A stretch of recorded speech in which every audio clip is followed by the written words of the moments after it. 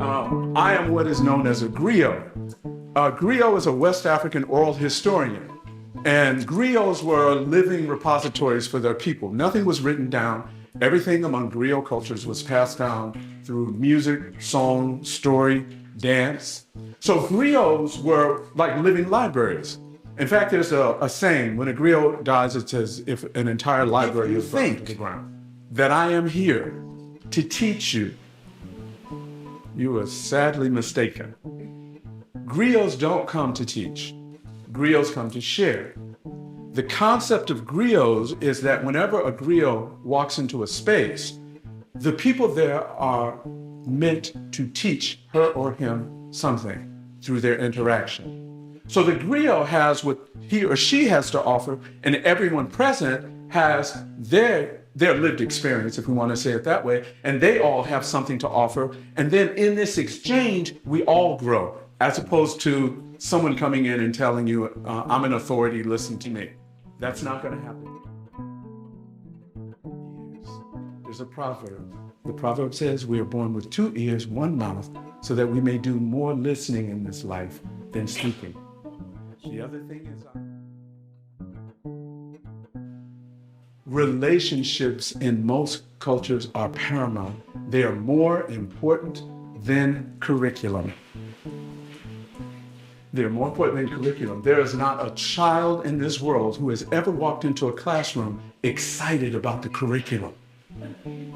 Right? What do children say when they walk into a classroom? I can't wait to meet my teacher. Is my teacher nice? I can't wait.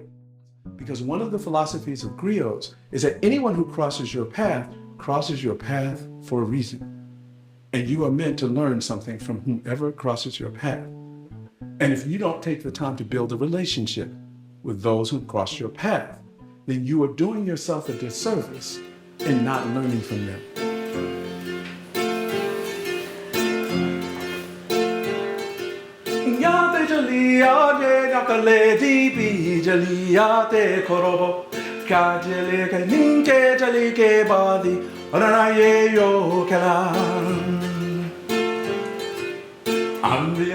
Okay. You know what demographics are, right? Psychographics are like-minded, I guess, right? Kind of think kind of like you, but don't think exactly like you. So those are psychographics. Demographics, psychographics.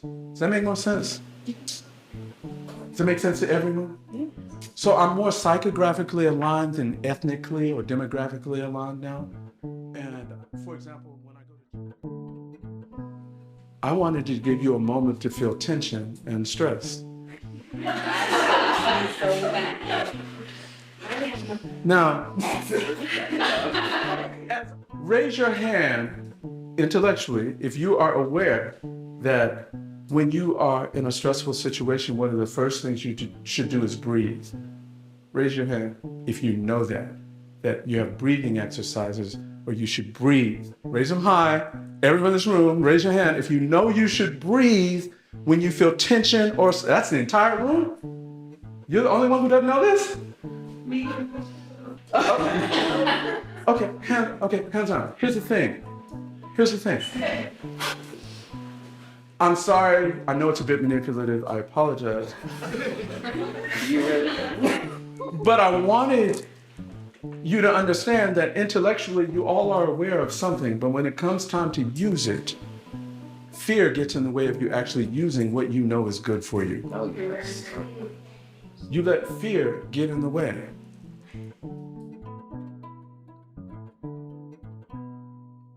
What would you do? I think I would go with asking a question back. Okay, inquiry. What would you do? I'd also probably ask a question back, maybe laugh a little bit. Okay, what would you do? Question. I think I would first run. That's what I did. That's what I did. I've been doing this for 30-something years. I have never had anyone ask me.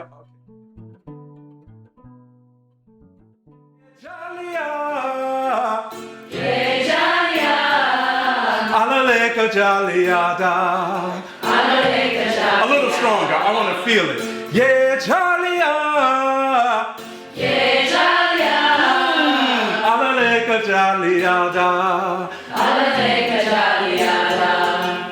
Ambia sinana. Kumbemba jeli musa ninjale kin. Ambia sinana.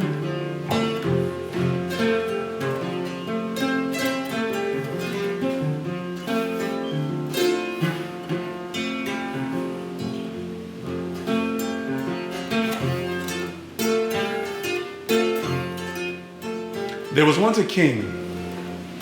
This king had two servants who followed him around night and day and night.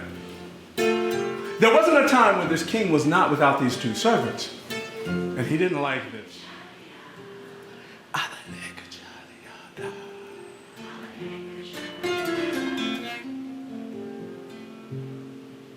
Don't clap.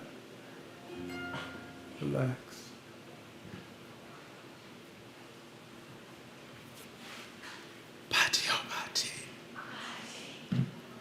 Clapping is a very Western thing to show your appreciation. But let me show you why we don't clap. How many of you, as the music was fading away and the story was closing in your mind, how many of you felt relaxed or feel relaxed now in this moment? Raise your hand. This is the gift to the griot. This is where the griot wants to get her or his people, because when we're in this relaxed state is when we're actually learning. This is where true learning occurs. You are responsible for the environment of your learners and creating an environment that is conducive to them not only feeling safe, but relaxed, creating tranquility. But that tranquility and that ability to transform an environment starts within. There is no program without that will help you with that. It starts within. How many of you at the end of the story were contemplating the story? You were thinking about what you just heard. Raise your hand.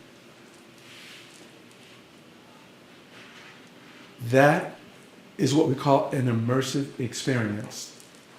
You want to offer your learners, a communal, immersive experience. Now, I gave you an example, okay? You don't have to go get a kora and dress like Baba and learn to speak Mamana. No, each of you have a unique personality that deserves to be expressed in its own way, in its own rhythm. It will not look like I do it. It will not look like the person sitting next from you or across from you. But the only way that you can dig deep and find that is if you put in the work. We started out talking about rigor. Find that part of you that you can offer your learner that gets them here.